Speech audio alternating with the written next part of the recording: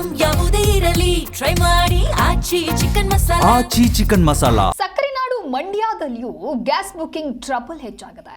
Gas book ಮಾಡಿದ್ರೂ ಕೂಡ cylinder ಸಿಗ್ತಾ ಇಲ್ಲ ಅಂತ ಹೇಳಿ ಮಂಡ್ಯದ ಜನರು ಹೈರಾಣಾಗಿದ್ದಾರೆ. ಗ್ಯಾಸ್ ಬಿಟ್ಟು ಪರ್ಯಾಯ ಮಾರ್ಗಕ್ಕೆ ಜಿಲ್ಲೆಯ ಜನರು ಮುಂದಾಗ್ತಾ ಇದ್ದಾರೆ. ಸಿಲಿಂಡರ್ ಗ್ಯಾಸ್ ಬಿಟ್ಟು ಎಲೆಕ್ಟ್ರಿಕ್ ಸ್ಟವ್ನತ್ತ ಇದೀಗ ಜನರ ಚಿತ್ತ ಇದೆ. ನಗರದ ಅಂಗಡಿಗಳಲ್ಲಿ ಎಲೆಕ್ಟ್ರಿಕ್ ಸ್ಟವ್ಗಳಿಗೆ ಡಿಮ್ಯಾಂಡ್ ಕೂಡ ಹೆಚ್ಚಾಗ್ತಾ ಇದೆ. ಸ್ಥಗಿತಗೊಳಿಸಿದಂತಹ ಗೋಬರ್ ಗ್ಯಾಸ್ ಅನ್ನ ಮರುಬಳಕೆಗೆ ಚಿಂತನೆಯನ್ನ ಮಾಡಿದ್ದಾರೆ. ಗ್ಯಾಸ್ ಟ್ರಬಲ್ನಿಂದ ಎಲೆಕ್ಟ್ರಿಕ್ ಸ್ಟವ್ ಹಾಗೂ ಇಂಡಕ್ಷನ್ ಕುಕ್ಕರ್ಗಳು ಅಂಗಡಿಯಲ್ಲಿ ಭರ್ಜರಿ ಸೇಲ್ ಆಗ್ತಾ ಇದೆ. ಪಾತ್ರೆ ಹಾಗೂ ಎಲೆಕ್ಟ್ರಿಕ್ ಅಂಗಡಿಗಳಲ್ಲಿ ದಿನನಿತ್ಯ 10 ರಿಂದ 15 ಎಲೆಕ್ಟ್ರಿಕ್ ಸ್ಟವ್ಗಳು ಮಾರಾಟವಾಗ್ತಾ ಇದೆ. ಎಲೆಕ್ಟ್ರಿಕ್ ಸ್ಟವ್ಗಳ ಬಗ್ಗೆ ವಿಚಾರಿಸುವುದಕ್ಕೆ ಎಲೆಕ್ಟ್ರಿಕ್ ಅಂಗಡಿಯ ಮುಂದೆ ಸಾಕಷ್ಟು ಸಂಖ್ಯೆಯಲ್ಲಿ ಜನರು ಕೂಡ ನಿಂತಿದ್ದಾರೆ. ಒಂದು ಕಡೆ ದೃಶ್ಯದಲ್ಲಿ ನೀವು ಕೂಡ ಗಮನಿಸ್ತಾ ಇರಬಹುದು. ಅಂದರೆ ಯಾವಾಗ ಸರಿಯಾದ ರೀತಿಯಲ್ಲಿ ಸಿಲಿಂಡರ್ ಸಪ್ಲೈ ಆಗ್ತಾ ಇಲ್ಲ, ಸ್ಟಾಕ್ ಇಲ್ಲ ಅಂತ ಹೇಳ್ತಾ ಇದ್ದಾರೆ. ಹಾಗಾಗಿ ಜನರಿಗೂ ಕೂಡ ಟೆನ್ಷನ್ ಆಗಿದೆ. ಇದೇ ರೀತಿ ಮುಂದುವರೆದ್ರೆ ಅಡುಗೆ ಮಾಡೋದು ಹೇಗೆ ಅಂತ ಹೇಳಿ ಜನರು ಇದೀಗ ಇಂಡಕ್ಷನ್ ಕುಕ್ಕರ್ ಹಾಗೆ ಎಲೆಕ್ಟ್ರಿಕ್ ಸ್ಟವ್ಗಳ ಮೊರೆ ಹೋಗ್ತಾ ಇದ್ದಾರೆ. ಗ್ರಾಮೀಣ ಪ್ರದೇಶಗಳಲ್ಲಿ ಕಟ್ಟಿಗೆ ಉರುವಲು ಮೂಲಕ ಒಲೆಗಳಿಂದ ಅಡುಗೆ ಮಾಡುವಂತ ಪ್ರಯತ್ನ ಕೂಡ ಮಾಡ್ತಾ ಇದ್ದಾರೆ. ರಾಸುಗಳಿರುವಂತಹ ಮನೆಯಲ್ಲಿ ಸ್ಥಗಿತಗೊಳಿಸಿದಂತಹ ಗೋಬರ್ ಗ್ಯಾಸ್ ಏನಿತ್ತು ಅದನ್ನ ಮತ್ತೆ ರೀಯೂಸ್ ಮಾಡಬೇಕು ಅನ್ನುವಂಥ ಚಿಂತನೆಯನ್ನ ಕೂಡ ಮಾಡಿದ್ದಾರೆ. ಗ್ಯಾಸ್ ಬುಕ್ ಮಾಡಿದ್ರು ಸಿಲಿಂಡರ್ ಸಿಗ್ತಾ ಇಲ್ಲ ಅಂತ ಹೇಳಿ ಈ ರೀತಿಯಾದಂತಹ ಪರ್ಯಾಯ ಮಾರ್ಗವನ್ನ ಮಂಡ್ಯದ ಜನರು ಕಂಡುಕೊಳ್ತಾ ಇದ್ದಾರೆ.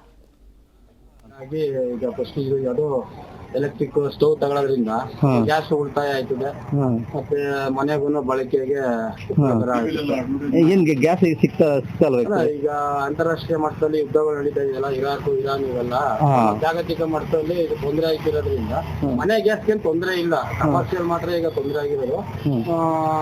ಇದನ್ನ ಉಪಯೋಗ ಚೆನ್ನಾಗಿದೆ ಎಲೆಕ್ಟ್ರಿಕ್ ಸ್ಟವ್. ಈಗ ಎಲೆಕ್ಟ್ರಿಕ್ ಸ್ಟವ್ ಕೇಳ್ಕೊಂಡು ತುಂಬಾ ಜನ ಬರ್ತಾ ಇದ್ದಾರೆ, ದಿನೇ ತುಂಬಾ ಜನ ಬರ್ತಾ ಇದ್ದಾರೆ. ನಾವು ಎಲ್ಲಾ ತರ ವೆರೈಟಿ ತೋರಿಸ್ತಾ ಇದೀವಿ ಎಲೆಕ್ಟ್ರಿಕ್ ಸ್ಟವ್ ಮೇಲೆ. ಈಗ ಇದು ಯುದ್ಧ ಪ್ರಾರಂಭ ಆಗಿರೋದ್ರಿಂದ ಗ್ಯಾಸ್ ಸಮಸ್ಯೆ ಆಗಿದೆ.